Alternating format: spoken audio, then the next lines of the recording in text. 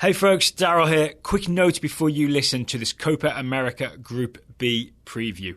Since the original recording of this show, Ricardo Oliveira has been injured. He's been removed from Brazil's Copa America roster and replaced by Jonas, the Benfica striker. Similarly, and in worse news for fans of stepovers, Douglas Costa, the Douglas Costa, has also been injured. He has been replaced by Orlando City's Kaká. So Oliveira out, Jonas in, Douglas Costa out, Kaká in.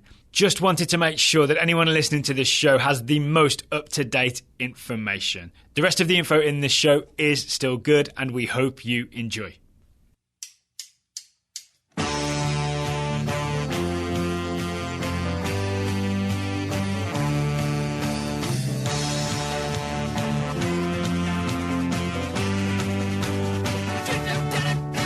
Hello and welcome to the second Total Soccer Show Copa America Centenario preview. I am Daryl Grove and I'm joined by a man who was up late last night researching Peru and Haiti. Of course. It's Taylor Rockwell. Hello. Hello. How you doing, buddy? I'm good. I was doing the same. I was doing that and watching Steph Curry be good at basketball. I was doing those two things. You can watch Steph Curry be good at basketball any day of the week. Pretty much, yeah.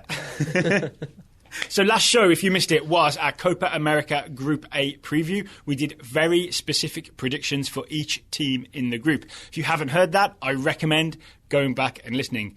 But of course I would, right? You would. Mm-hmm. Today, slightly biased, you are. I also recommend listening to our Group B preview. Taylor, who's in Group B? Who will we talking about today? Brazil, Ecuador, Haiti, and Peru.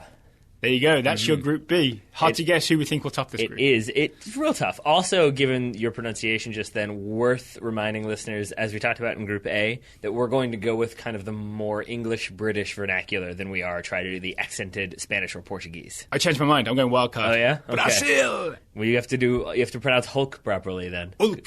I think it is actually Hulk, and I've been doing it wrong the whole time. Oh, have I just got it from you? Yeah, I think so. All right. You're welcome.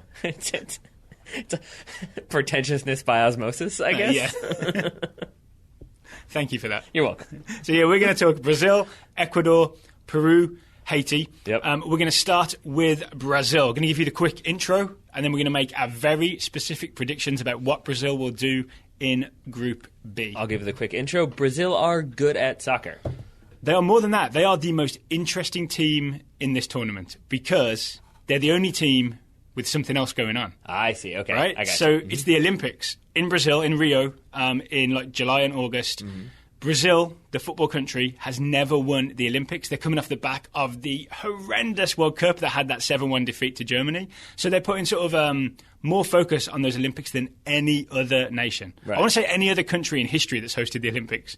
Brazil are putting the most focus on it. Yeah, that's probably true.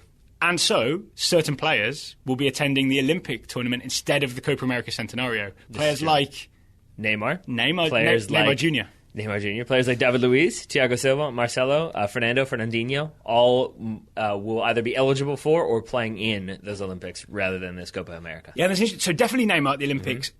Other guys, I think, have just basically been dropped, right? Like Marcelo, the Real Madrid left back. I think Dunga, the Brazil coach, just doesn't like him. Yep. That's why he's not in the squad. He's not being saved for the Olympics. He's just ditched. Right. I mean, if you look at their most recent games, it's been Felipe Luis and Dani Alves. Yes. The two starting outside backs. Not too bad, right? Not so bad. Not too bad for your fullbacks. Yeah. And that is kind of the narrative for this team is it's going to be a lot of like, oh, Neymar's not there. They're missing so many players. Yeah. And then if you really sat down with a person and said like, okay, well, who else are they missing? They'd be like David Luiz, Thiago Silva.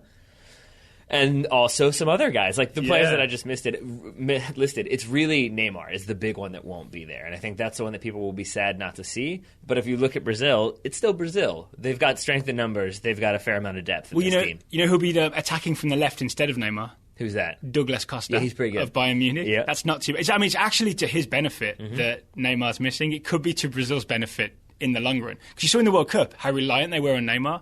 And then when he got injured, there was that kick in the back that he got. Yep. That he went down, right? So plenty of talent to go around. Plenty of talent to go around, but a little bit of concern specifically for Dunga. Coming into this tournament, Brazil currently 6th in CONMEBOL qualifying. They're 2 wins, 3 draws, 1 loss. So 9 points total, but 11 goals conceded. That's 1.5 goals per game, which is a lot for Brazil to be conceding. And that's why David Luiz is not on this roster. Did you know that? He did not do well against Luis Suarez, let's put it that way, and I think that was the final straw for Dunga. Because Dunga is a more defensive coach than usual for Brazil. He plays a sort of 4-2-3-1 with 2 defensive midfielders. Pelé does not like it. Pelé is constantly complaining about Brazil playing too much defensive soccer. But I think that 7-1 loss to Germany is sort of Dunga's reason, but the thing that makes him able to do that without too much complaint, other than Pelé. So what I've seen, you've seen the 4-2-3-1. Occasionally, it's been a 4-1-4-1, but I think we'll probably see some combination of those two in this tournament. It's either 1 or 2 defensive midfielders. Yeah. Pelé wants 0. Exactly. Pelé wants all number 10s. I think he wants 2-3-5 is what Pelé wants, with Pelé in the middle of that 5. So, are you ready? I am ready. Very specific predictions. I'm going to invite you to go first, Taylor. Sure. The aforementioned Douglas Costa will embarrass someone on international television. I believe it.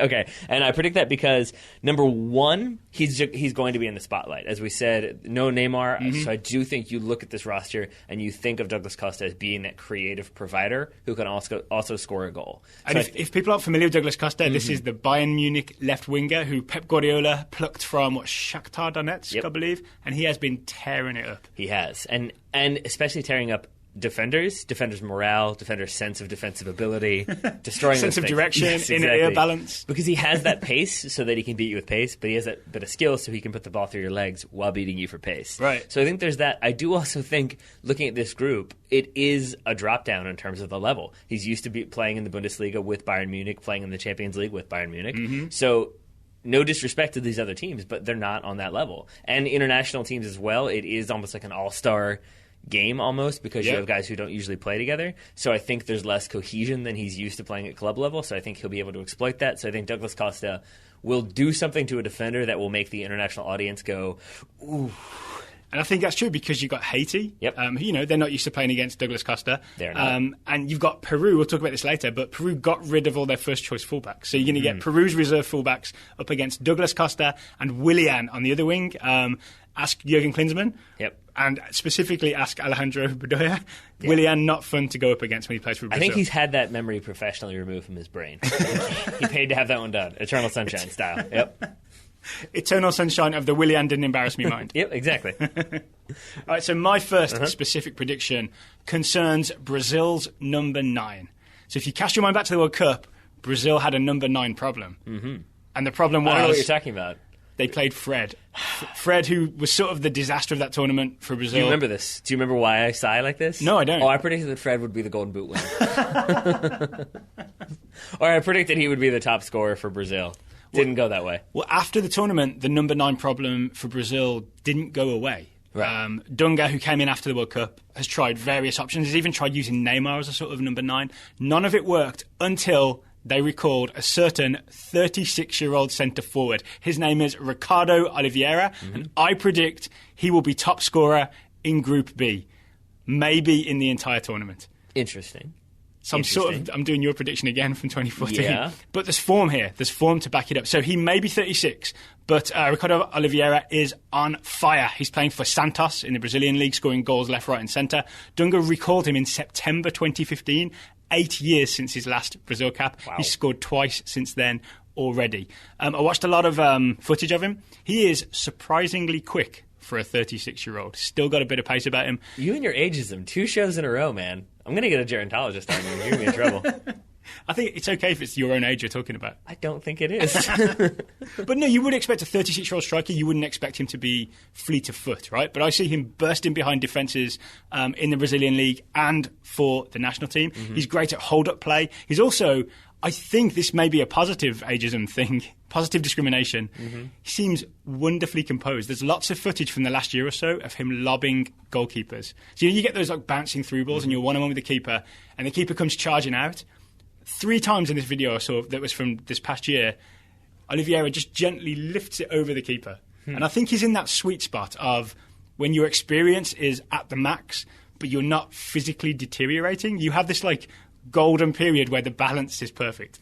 right? Yeah. It's like a magic spell. I'm thinking like Frank Lampard at the end of his Chelsea contract and the early days at Manchester City. And now look at him now for New York City FC. See, this just reminds me of like the famous Paul Scholes story with Cristiano Ronaldo when Ronaldo was doing all the stepovers and tricks and flicks. Yeah. And Paul Scholes just picked out a tree from like 80 yards away and, Right. and hit it dead on. And it was like, do that and I'll be impressed. That's what this reminds me of. So you've got the wingers and Willian and Douglas Costa who can do the stepovers and do all the crafty moves. And then Oliveira's just going to do the chips from midfield and score.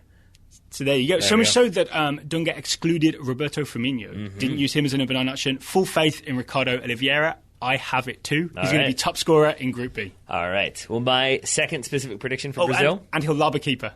Ooh, you're doing Bonus both. prediction. Okay. This is more of a fun one. Fair enough. I'm not being held to that. My second specific prediction is that Felipe Luis will have one of his baby gazelle runs out of the back. Baby gazelle. Right. You know what I'm talking about. We saw him do it for Atletico Madrid, specifically against Barcelona, also against Bayern Munich. There's kind of all of a sudden has the ball on his feet and drives forward with it. The reason why I call it a baby gazelle, because he looks kind of awkward. He's not really, but it's because there's so many other attacking talents on the field when he does it that to see him, this kind of outside back go running forward, he doesn't look quite as composed on the ball as everybody else. So he it is, just looks though, a right? little bit awkward. It's kind of Jeff Cameron syndrome. Yes, right? exactly. But I think he's going to have one of those big, strong runs out of the back just because I think the opportunity will present itself for him to kind of break at pace. Yeah. Maybe, and especially because Douglas Costa or Willian will be so distracting for defenses. So then Felipe Luis might get in behind, make that overlapping run, and kind of just charge in there.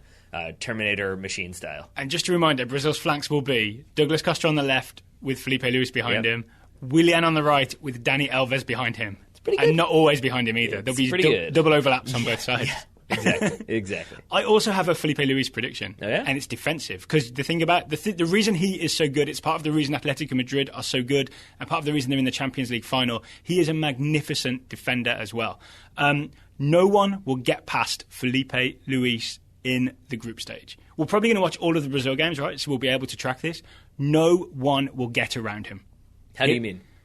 Like, if a winger runs at him, they will not beat him. They won't be like, oh, he's got around the back of Felipe Luis and got across him. I see, okay. Yeah. So not necessarily like a 1-2 and the player runs past him, but like with the player with the ball. Yeah, no one's going to dribble around him. I see, gotcha. He will not allow it. Gotcha. Even a 1-2, he might just step across the guy and foul him. I was going to say, because technically, like, getting past would mean that, like, if he's in a line and someone's gone past him, then they've gotten past him. So it could be, like, on Dani Alves' side. Oh, no. No one will go down his side of the field and get around That's him. why I was being a stickler. And the big test will be the first game is against Ecuador. Their right winger is more than likely Antonio Valencia. Yep. I feel like if he can hold off Valencia, my prediction is good through the next 2 games. Unless Haiti's right winger goes around him in like the last minute of the game or something. More on that right winger later on. But so that's my Felipe Luis prediction. No one gets past him. All I right. think that's what is going on in his head every time he steps out as well. You shall not pass. Yeah, I like that. Gandalf style. Yeah. All right, well, I only have the 2 predictions. Do you have one bonus one from Brazil? I have one bonus one. I had a feeling you did. Rafinha Alcantara. Do you know Rafinha? I do. Brother of Thiago Alcantara, but a very different player, will come off the bench and win a game. Rafinha confuses me because isn't there a Rafinha who plays for Bayern Munich who is not Thiago's brother? Yeah, there's an older Rafinha. And then there's Rafinha at Barcelona who is Thiago's brother. Yes. Yeah. So Rafinha, who is Thiago's brother and now plays for different national teams, is a sort of much more Brazilian-style player. Like, Thiago is basically like a Xavi, Busquets, Iniesta type La Masia player, right? Rafinha is a dribble at you, change direction 10 times, terrify you, dribbly kind of player, right? The kind of player that Pele loves. He is not in the starting 11. I think Renato Augusto will be sort of the playmaker ahead of the 2 defensive midfielders, but he can play any of those attacking midfield positions. I think if Brazil are struggling for a goal, he'll be the guy to come off the bench and cause some trouble. The reason people haven't heard of him lately is because he's been injured pretty much the whole season for Barcelona. He's a Luis Enrique favourite. He would have been playing if not for a terrible injury he received against Roma, I believe. He came back in April. So he's going to be just getting to full fitness as the tournament comes around. Look out for Rafinha coming off the bench, making things happen. All right. Well, for all of the reasons we've just talked about, I'm going to say my bonus prediction is going to be that after the group stage, I will still not know who Brazil's goalkeeper is. Because that is kind of the hallmark of Brazil, right? Like Tafarel and Julio Cesar are like the two Brazilian goalkeepers, and Dida, I guess, are the three that I can name. But I feel like you always kind of forget who their goalkeeper is in big tournaments. I feel like this could be a similar one of those tournaments. I can't remember his name, but I think Dunga recently switched keepers. So we'll know by the end. He'll have at least something to do, right? But maybe not by the end of the group stage, is my point, because he may not be too busy in the group stage. I do have one bonus prediction. What? If you'll allow it. This is your fifth prediction. We don't have to count it. This is more just for our listeners. It's some extra information for our listeners. So we talked about David Luiz, Thiago Silva will not be there. Those are the defenders you think about. I think by the end of the group stage, we'll be talking about the M&M defence, which will not be an ongoing court case with Marshall Mathers. It'll be Miranda and Marquinhos. Yep. We've seen Marquinhos play for PSG, and we were impressed. We were. Yeah, so I think we're going to see more of the same for Brazil. There's going to be Miranda and Marquinhos as the centre-backs, and they're going to form an unbeatable pair. The M&M defence. And don't forget, that's the same Miranda who played with Felipe Luis at Atletico for all those years. Miranda now at Inter Milan. But so you also have that pre-existing relationship between those two players, so that further strengthens that defence. So there you go. There's your Brazil preview. Up next, Ecuador. Ecuador. It's also Brazil's first opponent. Indeed, and it's an interesting one because they are currently second in Common Ball qualifying. 4 wins, 1 draw, 1 loss, 13 points, 12 goals. So scoring the goals, getting the points, very much up there in terms of World Cup qualification. Yeah, they're having quite the moment, Ecuador, right now. Copa America 2015 was bad. Yep. Last year it was bad. They didn't get out of the group stage. Coach Gustavo Quinteros tightened things up, and what I read is that he sent the defensive line a little higher so there wasn't such a big gap. Yeah. And then all of a sudden you've got this kind of dangerous attacking team because they have the aforementioned Antonio Valencia going down the right wing, not being asked to play right back, not regularly anyway. And they've got Jefferson Montero on the left. You know I'm a big Jefferson Montero fan. The work he does on the left wing for Swansea City, embarrassing Branislav Ivanovic famously earlier this season. Yep. Can you guess what nationality Coach Gustavo Quinteros is? Either Ecuadorian or Argentinian. It's the latter. He's one of the many Argentinian coaches not coaching Argentina in this tournament. So, like you said, they're doing really well in World Cup qualifying. They are second. Only Uruguay is ahead of them. The only worry, Felipe Caicedo, striker, may be injured. They haven't named their final 23-man roster. He's in the 40. He's kind of touch and go right now. If he doesn't make it, there's still West Ham's Enner Valencia. Also, we'll get a look at Ecuador on May 25th when they play these here United States of America. But yeah, Ecuador, all about exciting attacking wing play.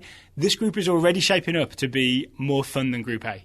You think? I want to say. Just because they'll be a little bit more open than most of the teams in Group A? Yeah, there's more wing play and less compact defense, right? I think so. It does still seem like there's a bigger gulf between Brazil and then Ecuador and then Haiti and Peru. Right, yeah, that's so fair. It seems like maybe for that reason, though, it might not be as exciting because you might have Haiti and Peru sort of bunkering against these two teams. Right. But yeah, this first game should be particularly interesting. I think so, because you look at the wings, it's going to be Willian versus Felipe Luis and Jefferson Montero versus Dani Alves. Interesting. Picture that. Yeah, so speaking specific of Jefferson predictions. Montero, yeah. My first prediction is that Jefferson Montero will give us at least one, oh, right, he's really good moments. Because he started the season off so well for Swansea. He was in my fantasy team because he kept producing assists and goals and just electrifying moments, and then kind of fell off as the season went on. And I think with that, because of the recency bias, people tend to forget that he's a very exciting, attacking, talented player. And so I think maybe in that first game against Brazil, or even in the second or third game, you'll have that moment where he'll do a double step over and shoot from distance. And even if it doesn't go in, you'll just have that like, oh, right, he's really dangerous and very good. And so I think we're going to get that moment from him, and that's why I've got it as a prediction. I'm doubling down on it. My prediction is Jefferson Montero will torture a right back. So this is kind of like your Douglas Costa one, but your Douglas Costa one was about a specific moment, right? I'm talking about Jefferson Montero for 90 minutes will torture a right back. And it could be a Haiti right back, it could be a Peru right back. He could torture Dani Alves by not letting Dani Alves get forward, right? It could be that. Here's what I see him being really good at. Jefferson Montero comes at you from the left wing and can go either way, right? He can go to the left, to the right, he can go inside or outside. And he essentially, if you watch him, keeps faking like he's going to go left, and right. And as he does that, it's almost like basketball style. He slowly backs you up. Yeah. And before you know it, you're in the penalty area, and then things are really bad. So that's how Jefferson Montero tortures a right back. Again, Branislav Ivanovic, when he was playing right back for Chelsea, I think still has nightmares about Jefferson Montero. It reminds me of there's the Sopranos episode when like the doctor doesn't want to answer Junior Soprano's phone calls, and so Tony and Furio show up at the golf course and they slowly walk him backwards and backwards and backwards, and all of a sudden he's standing in the water hazard. Yeah. It's a little bit like that. That's what Jefferson Montero does. He just keeps backing you off. You're like, I got him. It's all out of control, and all of a sudden you're standing in water. Yeah. And you're conceding the point. That's what Jefferson Montero does. So look out for Jefferson Montero, I guess, is our lesson for Group B. What else you got, Taylor? It's a little bit less of a sexy one, because Jefferson Montero doing exciting things. It's that Christian Noboa will receive the most of his passes from the center backs and play most of his passes to his wingers, essentially. Well, this is how Ecuador play, right? Exactly. Yeah. But the difference is that in the 2014 World Cup, I believe, he was he had the most receptions of any player for Ecuador, and that was Make him sound like a wide receiver.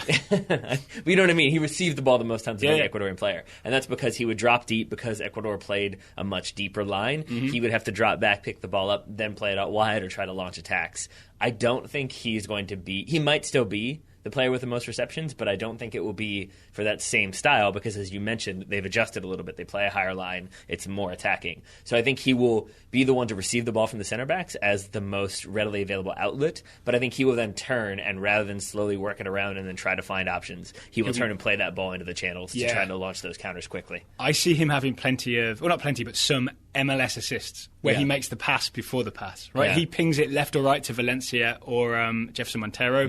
They get it into the box, and then if he's there, Casade's on the end, or Ena Valencia's on the end of it. MLS assists. If you haven't read much about Christian Noboa... could you remind our listeners of his name? Christian Noboa. Thank you. Yeah, he's fascinating, too. So he's obviously an Ecuadorian player, moves to Russia. Sounds like a Star Wars character. Christian Noboa? Yeah, a little bit. I don't think George Lucas would allow for someone named Christian. I feel like that kind of ruins the whole Star Wars sci-fi thing to have a very you can't actually Earth-based name. You can't actually say it. You can just have symbolism. Yeah, you just gotta. It'd have to be like Han Noboa. Then now we've got a full Star Wars name. But he's at a very young age moves to Russia. I think it was Zenit is the first club he moves to. I can't remember. I know he's been for like CSKA and a few other ones. But moves there, is expected to have a lot of culture clash. By the time he leaves, is called like El Rus, like he's referred to as Russian, marries a Russian girl, learns Russian. So I think he's very adaptable and kind of capable of maturing. Looking forward to 2018, right? Yeah, exactly. So for all those reasons, I just think he's an exciting player and an interesting one to watch. Naboo. That's why I thought he was a Star Wars character, the planet of Naboo. My second prediction is Walter Ayovi, the Ecuador left back, will have the most shots from distance in Group B. Do you know how I know Walter Ayovi? Because I had to do the Ecuador preview for 2014 World Cup. Yeah. And I remember it was like best defender, and I forget who Ecuador's group was. It was like, I think France was in there maybe, but it was a bunch of really good defenders, and I had to try to sell Walter Ayovi as being the most exciting defender in the group. So here's what you need to know about Walter Ayovi. He's a left back. He plays left back. He wears number 10. This is the kind of guy. I did not know that. He wears number 10 and plays left back. And when you look at his highlight reels, it is left-footed shots from distance no matter what day of the week. When he comes forward, he comes in field, and he can bend it, he can fire it low, he can send a torpedo into the top corner. The only thing he can't do is resist shooting. Every time Walter Ayovi gets within range, he pulls the trigger. There we go. So again, he's a left back with number 10. He plays for Monterrey in Mexico. He will have the most shots from distance in Group B, but I'm not predicting that he'll score. He just might. Two more things. I think he's either 36 or 38. I'm pretty sure he's up there in the years. And also, I believe his cousin is in this preliminary roster for Ecuador. Yes, there is a second Ayovi in there. Yep, it's his cousin. I checked it to see if it was his brother or even his son, given his age. But nope, it's his brother. Or cousin, excuse me. Only Idigo Johnson gets to play with his dad. Truth. Up next. Do you have any more for Nope, Ecuador? that's it for me. Okay, there's your Ecuador preview, your very specific predictions. Up next, Haiti. Haiti, the underdog of this group and of the entire tournament. I say so. Right. Here's what you need to know about Haiti. Sorry, did you have an intro for Haiti? No, go ahead. So I'll fill in the blanks. Haiti are here because they beat Trinidad and Tobago in a play-in. They kind of surprisingly won 1-0. Definitely the people of Trinidad and Tobago were surprised that Haiti won 1-0. They are coached by Patrice Neveu. He took over December 2015. His first game was that Trinidad game. Since then, things have not gone so well. If you look at their form, that win is their only win in the Right. last like 5 or 6 games. Because their World Cup qualifying campaign is going really poorly. I think they're not mathematically done, but they're very, very likely not going to the Hex. Yeah, right? they have 1 point from 4 games in a group that Yeah. features Costa Rica, Panama, Jamaica, and then Haiti. It's a tough group, It's right? a very tough group, but they have 0 goals in qualifying, which I Right. think is the biggest thing. If you were in there and losing like losing 3-2 or 2-1 or drawing 2-2, it would be different. But to be losing and losing without scoring any goals, Yeah. it's a worrying sign for sure. So, I don't know about you, but I've been spending a bit of time on the website HaitiTempo.com. I had not until you told me about Haiti Tempo. Now Which I have. is it rivals TicoTimes.net as my favourite source that I've found in doing this research. It rivals it in terms of information, maybe not neutrality. Not neutral. No, it's not even definitely a little pretended. more critical. Yeah, so Haiti Tempo and other Haitian message boards that I've read, really not happy about what's going on with Patrice Neveu because, apart from the Trinidad goal, he has failed to get this team scoring or looking like scoring. And also because they made the Gold Cup quarter-finals in 2015. So it's kind of a moment for Haitian soccer. And it's been followed up with this kind of not too exciting period.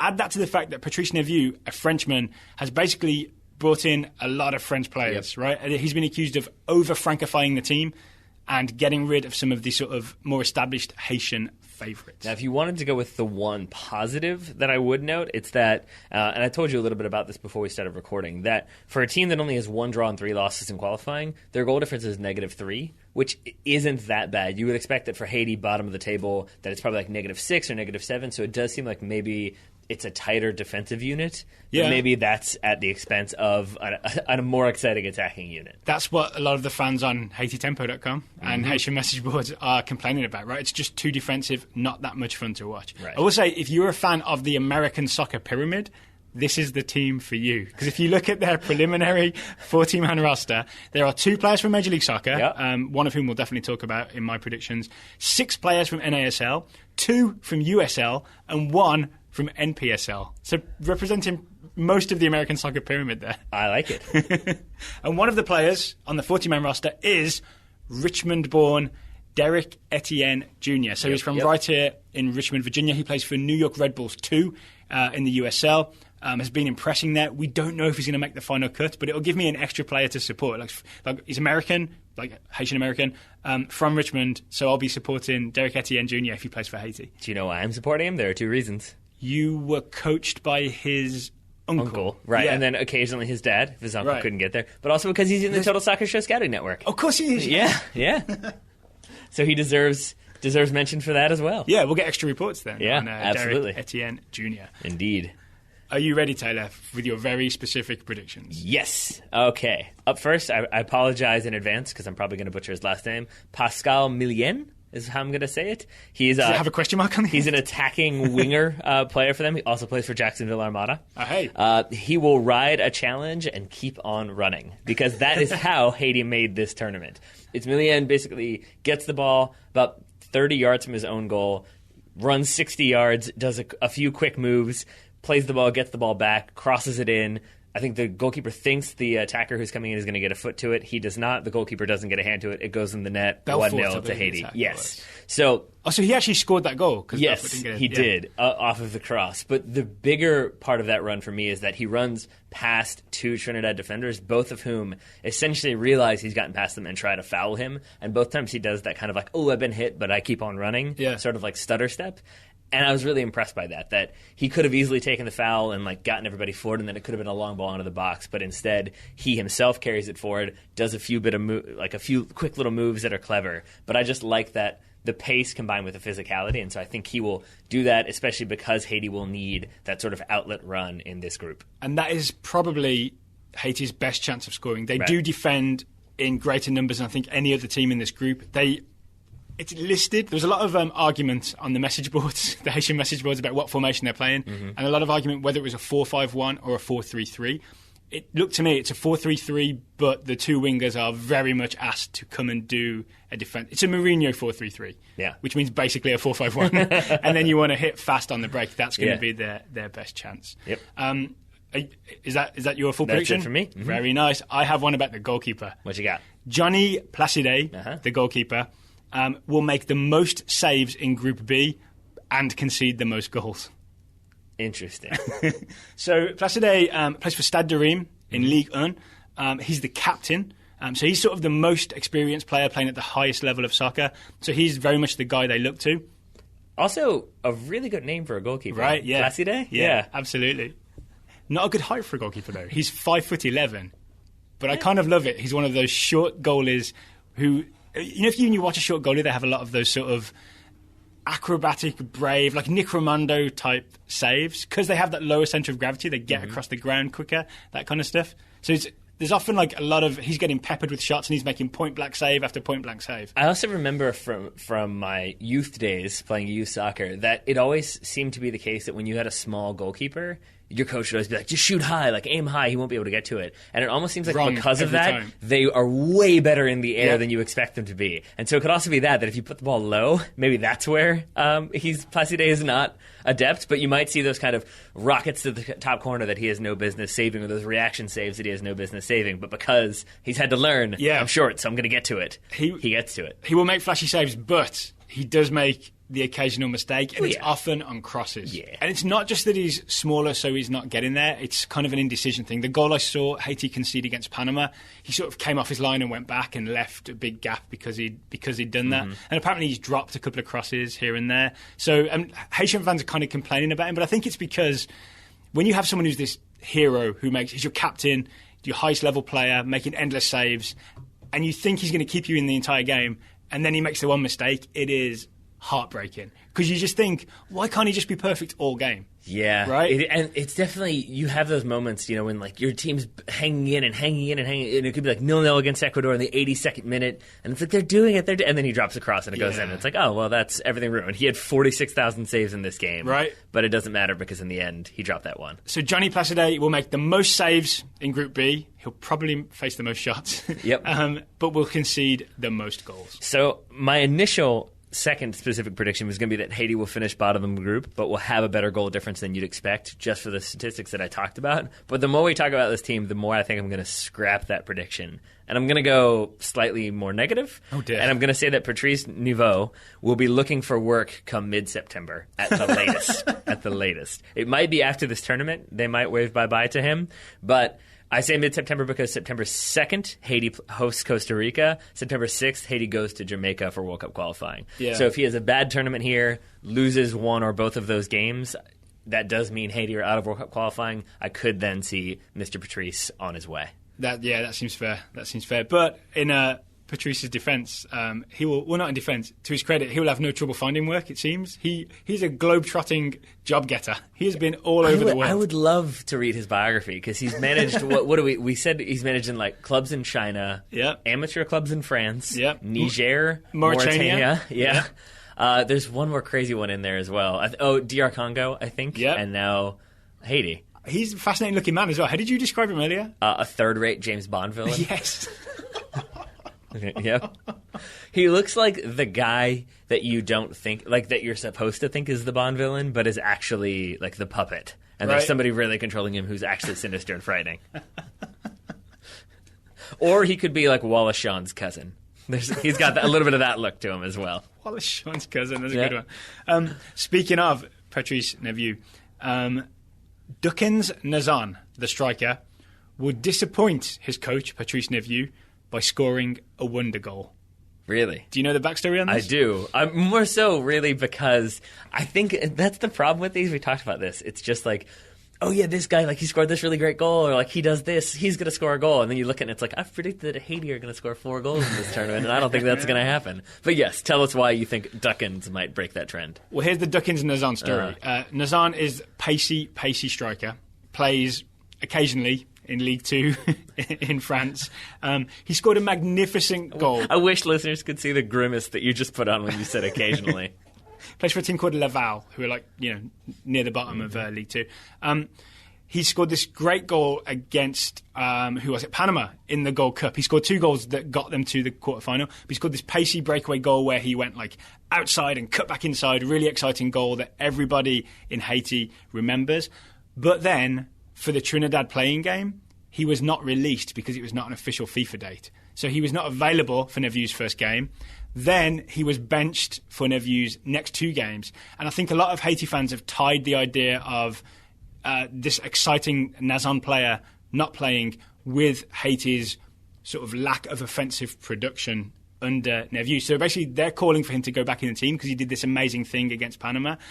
And Nevieu's response was, he's played 3 games for Laval in League 2. He's not Messi or Ronaldo. Just become this things where this like kind of, and he's kind of right. Shots fired?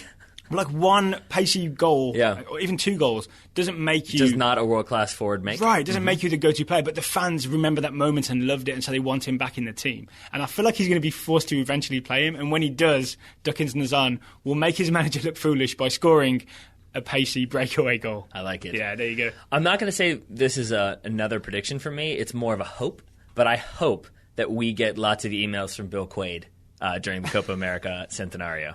He's the Derek Etienne Jr. scout. He is. Yes. And I really do hope Derek Etienne makes it. I don't know if he will. He's 19. He's playing for New York Red Bulls too. Whether or not that's enough to get him on this squad. But it would just be nice to see him because we've kind of tracked him from being in the Red Bulls Academy, playing for UVA, back at Red Bulls now professionally. It'd be cool to see him at an international tournament. Yes, Bill Quaid, please keep an eye on the Haiti final roster as well. We want to know when that drops and if Derek Etienne Jr.'s name is on there. Absolutely. I have a final prediction for you, Tyler. Final. Sonny Mustafa, the Haitian midfielder. Another Star Wars name. Right, yeah. Who plays for Sporting Kansas City in Major League Soccer, will have all kinds of tackles and interceptions, but will get a yellow card in Group B. Okay. Why just because tough tackling? Yeah, he's a tough physical player. He is also a super smart player. He reads the game really well, will pick off sort of loose passes, will, get there first. I have seen him knock people over several times because he's a big guy, and I think the more he does of that, eventually he'll get himself a yellow card when he's trying to stop a Brazilian attack, an Ecuadorian attack, even maybe a Peruvian attack, and because his country needs him. Maybe. Well, that's they're the 3rd best team in that group, right? I know what you mean, yeah. So at some point, a big defensive effort is needed. At some point, he will catch someone and get himself a yellow card. But he is sort of Haiti's best hope in terms of stopping things coming through the middle. Sonny Mustafa. Sporting KC fans will know more about him. And also stopping the Rebel Alliance. I feel like he's a villain. I assumed all these guys were Star Wars heroes. Okay, cool. You think Sonny Mustafa is... All right, fine. No, you're right. Sonny Mustafa is definitely a Rebel Alliance pilot. You're right. Well, he is a tackler of the First Order. Oh, nice. That's... Well done. Of course, that makes him a villain again, so we've gone full circle. No, he's a tackler of the First Order. Oh, I see. I thought you meant he's like... It's even cleverer than you thought it was. Yeah, such a rarity for you, but I'll take it. Rounding out the group, we've got Peru. 8th in CONMEBOL World Cup qualifying. Not so good. But slightly misleading.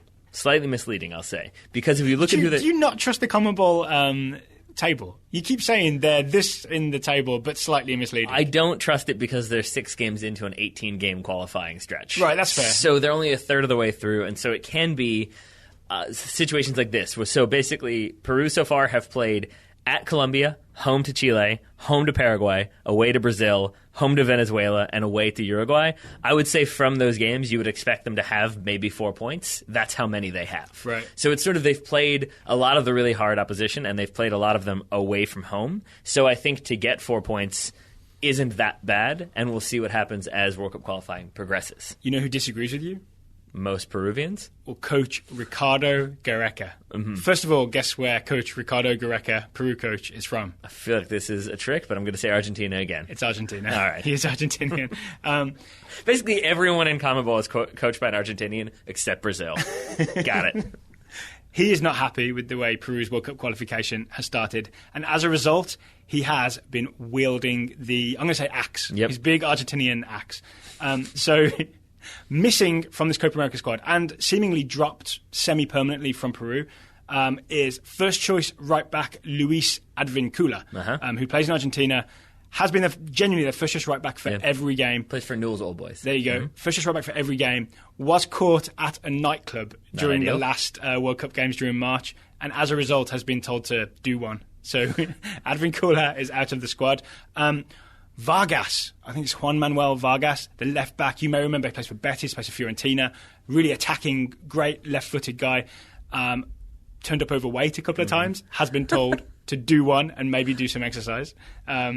I think Vargas argued that it's due to injuries that he's put on some weight, but he's been left out of the squad. Also gone, Claudio Pizarro, Jefferson Farfan, and Carlos Zambrano. That last one is the big one for me because that's the center back who started many of their games in World Cup qualifying. Zambrano. Yes, I expected him to be there. Plays for Eintracht Frankfurt in the Bundesliga. He's 26 years old, so it's not even like he's 34, he doesn't really care anymore, or he's past it, we want to focus on youth. Like, he's a guy that I absolutely expected to be there and has not made that provisional squad. So I read it as Gareca is unhappy with what his team are doing. Remember, this is a team that finished third at Copa America 2015, right? So you would have expected them to start qualifying a little stronger. They should not be 8th in qualifying, even after 6 games. Right.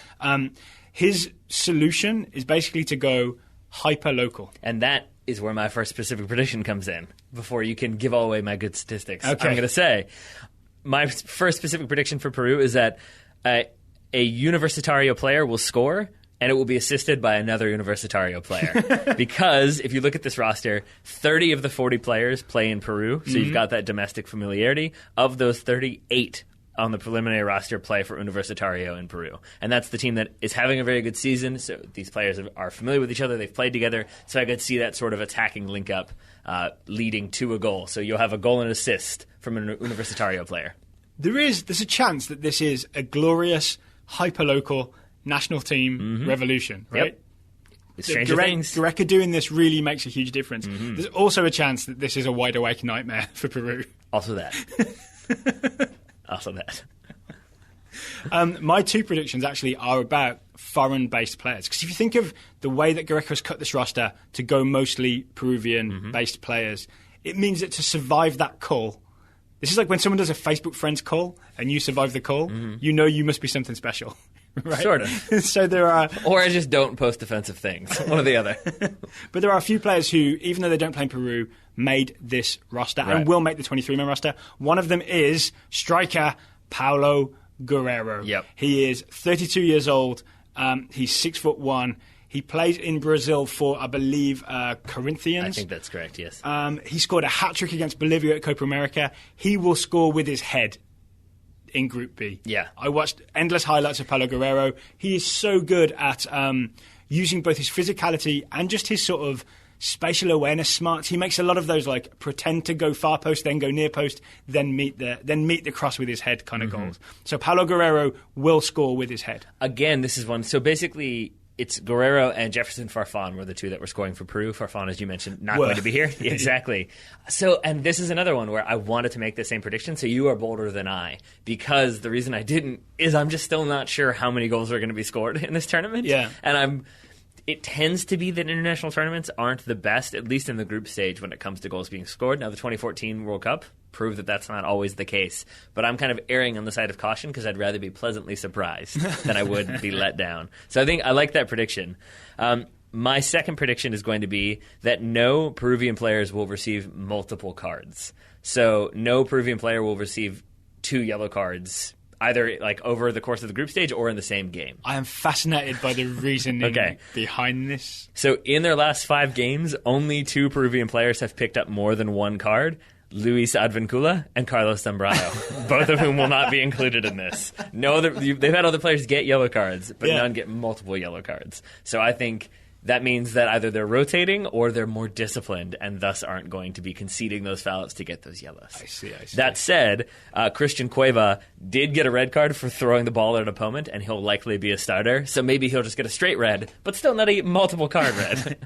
Well, he is my other player that I have a prediction about. So, left winger, Christian Cueva, plays for Toluca in Mexico, wears number 8, plays on the left wing. My prediction is, during this whole group stage, maybe the whole tournament, left winger Christian Cueva will not use his left foot even once. So Antonio Valencia style? Yeah, except he plays on the left wing. So he plays on the left wing, every touch is with his right foot. I watched a lot of highlights of Christian Cueva, and they are enjoyable to watch. He's a really exciting winger. He cuts inside every time with his right foot, and seemingly no one can stop him, right? In seriously, like 10 minutes of highlights, I saw him use his left foot once, and that cross was blocked. And the only reason that highlight was in there is because he'd done a really good move to cut with his right foot in the first place. Yeah. So Christian Cueva, low gravity, low centre of balance, one of those short players that's really hard to stop, always comes inside on his right foot, and often provides those sort of dangerous in-swinging crosses that sort of like who's the Man United player who does it? Ashley Young, when he plays on the left with his right foot, lots of in-swinging crosses. So Christian Quaver will attack down the left, will use his right foot only. To clarify, that was Daryl Grove referencing Manchester United, not Taylor Rockwell. I think if you can't beat him, join him. Fair. Any more predictions for Peru? That's it from me. All right. Well, I think last Group A, we did a little bit of like, so what have we learned? Have we figured anything out? Yeah. I'll say I think that Brazil wins this group. I don't think they win with 9 points. I think it's probably going to be like a 7-pointer. So I think Brazil drop points somewhere in here. But I think it will be, as you said earlier, a more exciting group maybe than Group A, because I think it is kind of a toss-up as to who. It seems like it will be Ecuador coming through second, but it could kind of be anybody. It could be Peru playing stodgy defense. It could be Haiti surprising everybody. So I think it will be kind of a more open group than people might expect. Yeah, I still think Peru's fullbacks are going to get torched by those Ecuador wingers or those Brazilian wingers. I mean, Gareca may surprise me. He may have 2 amazing Peruvian fullbacks up his sleeve. I literally don't know who they are, because all I've seen are the games where every game they've played Alvin Kula and Vargas as their fullbacks. So it's anyone's guess. But it's also the type of component, like combination of teams that coming out of this group, whoever comes out, I think will be a surprise. Not necessarily a surprise in terms of they made the next round, but in that next round. Right. Because it's either going to be Ecuador, or maybe people still aren't so familiar with them, don't quite know what they're going to be doing. Haiti, the same. Peru, it's all those domestic players that people haven't seen before. So teams could look at them and be like, oh, whatever, it'll be fine. We're just going to do our game plan. And then it's a Leicester City thing of not adjusting your game plan to meet your opponent. Right. So it could be a deep run for the second-place team. Who knows? The thing I also love about this group is, one, Brazil, even without Neymar, are still exciting to watch, and may even have the pressure off them in a way that's good for them. I think of Brazil as a soccer nation that puts too much pressure on itself and sometimes implodes, which is pretty much what happened against Germany. But look at the 2 tournaments. So you don't have Neymar. Yeah. You don't have those 2 big-name center backs.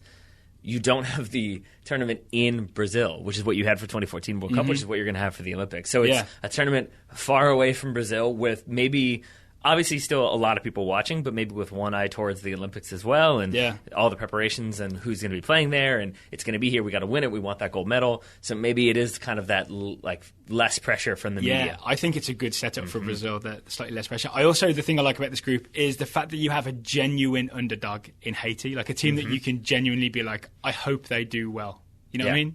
Yeah. And then there's that kind of, Grant Wall wrote about it. There's also that connection between Brazil and Haiti, where I think Brazil played a benefit game there to raise money for Haiti. All right. Yeah, so I think they do have kind of a familiar, friendly connection already. We'll see if that holds after Brazil put multiple goals past We Day. We will. So there you go. That is your Copa America Group B preview. If you have very specific predictions of your own about Group B, please tweet them to us or email them to us, contact@totalsoccershow.com. We would appreciate you sharing a link to the show. That would be great. The best way to do it, or one of the best ways to do it that we have now, is the website, totalsoccershow.com. There's a lot of work gone into it behind the scenes, even though it doesn't look that different right now. It's a little bit like when you do your house remodel, but then you have to fix all the piping and add new insulation and do all the stuff that this room looks the exact same. It's I know it did, but it costs $40,000 more. The piping has been fixed. Exactly. So that now, if you go to the front page... Not for $40,000, mind you. Not for $40,000.